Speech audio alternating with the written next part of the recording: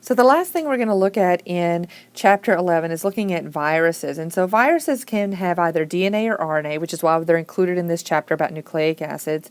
They can contain about 3 to 200 genes compared to the 25,000 that we find in DNA. And then we look at how they actually work, how they function. A virus itself cannot live on its own. It has to have some host cell in order for it to replicate. So it has to invade that host and take it over. And that's what it does in our body is it finds you. It finds those cells, goes in and takes them over. If our immune system is strong enough, it will prevent them from taking over our own cells. But if we have a weakened immune system, then we're going to see those viruses attack those cells pretty viciously.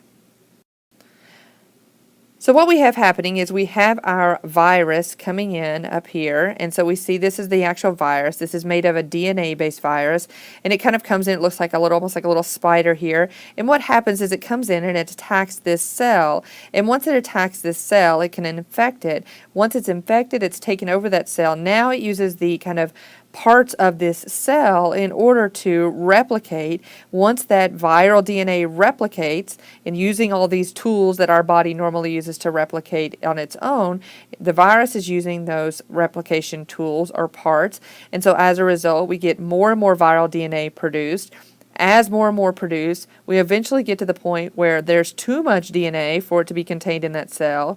The cell ruptures, and as a result, these viruses are now released into the body to go out and attack more uninfected cells. And this process can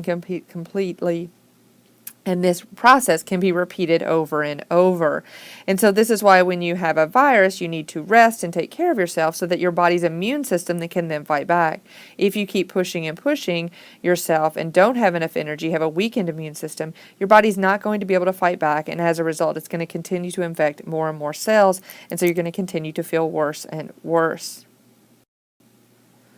So we have a lot of things that are caused by a viral infection. We have things like the cold, influenza, all of these things. Some of them behave a little bit differently. These are just a few examples. There are many, many viruses out there, so some more severe than others. And what we look at is these are just a virus that's attacking your body. If we have a strong immune system, we can be exposed to a cold and not actually get sick. It just depends on how well our immune system can fight it off. This is also why it's so important to wash our hands with soap and water. We can kill some of these viruses simply by that simple little task, and therefore prevent the spread of those viruses, prevent that virus from getting in our body, taking over our cell and replicating, and then continuing on its path of destruction. So some viruses have DNA. There are also viruses that have RNA, and these are called retroviruses. And so one of the common retroviruses is actually HIV. And so what happens is it can't actually replicate from the RNA. It's got to make DNA through transcription. So kind of the reverse process that we looked at in the body, where we make DNA is used to make RNA. For a retrovirus, we have RNA, and we've got to go back to making DNA, and as a result, we get then creating this and replicating, and then that bursts, the cell bursts. So everything kind of continues on that normal cycle. But first, we have to make the RNA, or make the DNA to be a complement to the RNA that is the virus. Let's look at an example here. This is actually showing kind of the pathway of HIV, which is actually a retrovirus. And so it comes in, it's RNA. It is RNA when it's up here, and then it goes in and we got our viral DNA. It's got to go into and make the DNA. So now we have viral DNA, so our reverse transcription process. Then we use, and it can use an enzyme that's available in there to undergo replication, and then to make mRNA, and then kind of spread those around in these viral proteins. So when we talk about medications for HIV, they usually talk about this cocktail of medications. And so what they actually use is multiple medications to actually attack the virus at different places. So we try to stop the HIV from actually getting into the cell and making that DNA.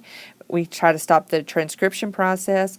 We try to stop the replication process, and try to stop these viral proteins from splitting and growing on. And so what we can do is actually, depending on what the situation is with any virus, we can attack these viruses in different ways by using different medications. The more guess, invasive the virus, the more likely it is to replicate, the faster moving it is, the more things we're going to need to do to be able to stop it in time so that we don't see those negative consequences. So what is a vaccine then? Well, a vaccine is what helps us prevent that virus from getting in there. And so we have a small amount of the virus, so we get exposing our body to a very small amount. Sometimes it's a live virus, sometimes it's inactivated. It depends on the actual virus. And so we have this small amount of virus, and what it does is it gives our body a chance to create that antibody before we get a big load of it. If I'm exposed to somebody with the flu, I'm exposed to a very large amount of that, and my body basically gets overwhelmed by that virus. If I get a flu shot, I'm given a small amount of the virus. My immune system can actually respond to that small amount of the virus and build up those antibodies, so when I'm exposed to a larger amount, my body can actually attack it and destroy the virus, so I don't get sick. And so this is how vaccines work, or many vaccines work, by just preventing that virus from growing because our body has the antibodies to that particular virus. Now, some viruses are live or inactivated. If you have a weakened immune system, then you're probably not going to get many live viruses, simply because if your immune system is already weak, you're not going to be able to fight off even that little bit of virus. You're not going to be able to develop those antibodies for that particular virus. And so you're going to be much better off getting inactivated viruses. And there's just a mixture depending on both your individual's health as well as which ones they found to be most effective for a particular virus. In some cases, having an inactivated virus is just not enough of a stimulus to your immune system to produce those antibodies, so we have to use a live virus. So that finishes chapter 11. In class on Thursday, if you're watching this on Wednesday night, we're going to be doing a help session, just answering any questions you have as you prepare for the final exam. If you have other questions in the meantime, please feel free to post those on Piazza. I will be monitoring that this weekend very carefully. If you're trying to work a problem and not sure what to do, or you're doing some problem and you can't write it out very well, please feel free to take a picture and post it there. I'll be happy to look at that and see if we can figure out what you're doing wrong. Usually much easier to post a picture than it is to try to describe the calculations you are doing or what kind of problem you're trying to set up. So I think that's all. Good luck on your final on Monday, and I hope to see you in class on Thursday for review. And again, if you have any questions, please let me know.